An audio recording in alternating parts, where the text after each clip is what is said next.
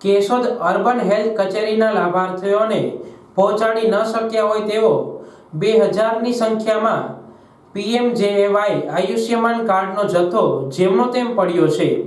બીજી તરફ એવા ઘણા લાભાર્થી કે જેમણે આયુષ્યમાન કાર્ડ કાઢવા અરજી કરી હતી છતાં તેને હજુ સુધી કાર્ડ મળ્યા નથી।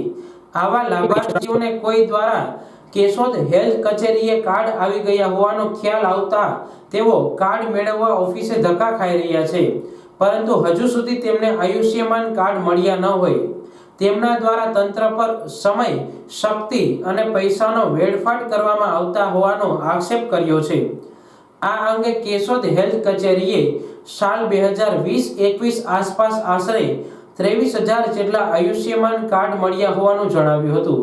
તે પૈકી 14,000 શહેરના અને 9,000 ગ્રામ્યના લાભાર્થી સુધી પહોંચાડવામાં આવ્યા છે, પરંતુ સરનામાના ફેરફાર હિસાબે ઓળખ ન થઈ શકી હોય તેમજ ફોન કરવા છતાં કાર્ડ લેવા આવ્યા ન હોય તેવા 2,000 કાર્ડનો જથ્થો છેલ્લા 2 વર્ષથી જેમનો તેમ પડી રહ્યો છે। આથી કાર્ડ ન મળ્યા હોય તેવા લાભાર્થીઓમાં અસંતોષ જોવા મળી રહ્યો છે અને ઝડપથી મળે તેવી માંગ કરવામાં આવી રહી છે।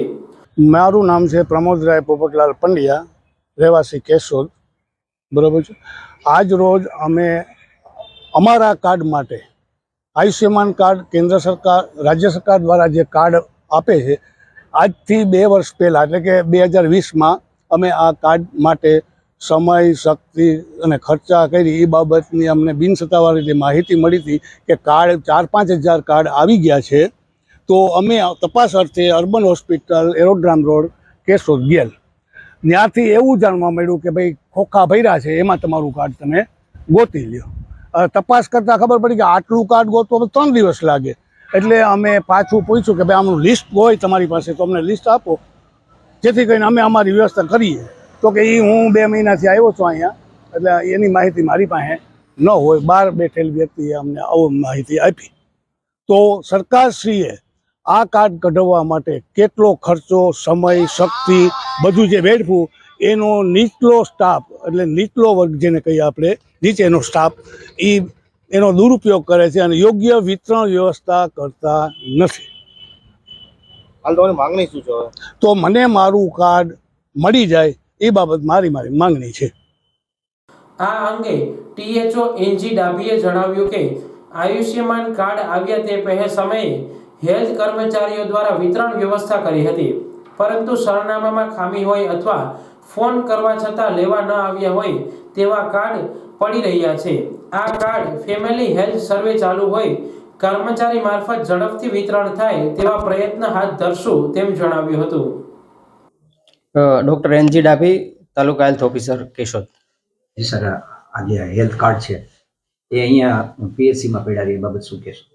હા, આજરોજ પ્રેસ મીડિયા દ્વારા અમને જાણ કરવામાં આવી છે કે અર્બને અમુક જે પીવીસી કાર્ડ છે પડેલા છે, તો એ બાબતે હમણાં થોડી વાર પહેલાં જ મારા દ્વારા રૂબરૂ મુલાકાત લઈ અને કાર્ડની બાબતમાં વિગતવાર જે તે સ્ટાફ અને ઓફિસરને પૂછતાછ કરતા જે તે સમયે લગભગ 14 થી 15,000 જેટલા કાર્ડ સિટીના જે બનેલા આવેલા હતા, એમાંથી 8 થી 9,000 જેટલા કાર્ડનું એ લોકોએ પોતાની રીતે ટ્રેસ કરી, ફોનિક જાણ કરી અને વિતરણ કરેલ છે।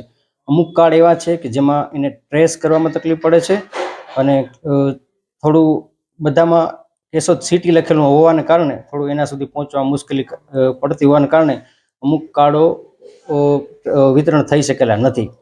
આજે મેં ત્યાં અલગ અલગ ગ્રુપ બનાવડાવી અને ફરી પાછું રિપીટ એને કોઈ પણ રીતે ફેમિલી હેલ્થ સર્વે જે અમારો હમણાં ચાલુ છે એની સાથે સંલગ્ન કરીને પણ એ કાર્ડ વિતરણ થઈ જાય અથવા ટ્રેસ થઈ જાય ને એનું વિતરણ થઈ જાય એવી કાર્યવાહી કરવા માટે મેં જાણ કરેલ છે।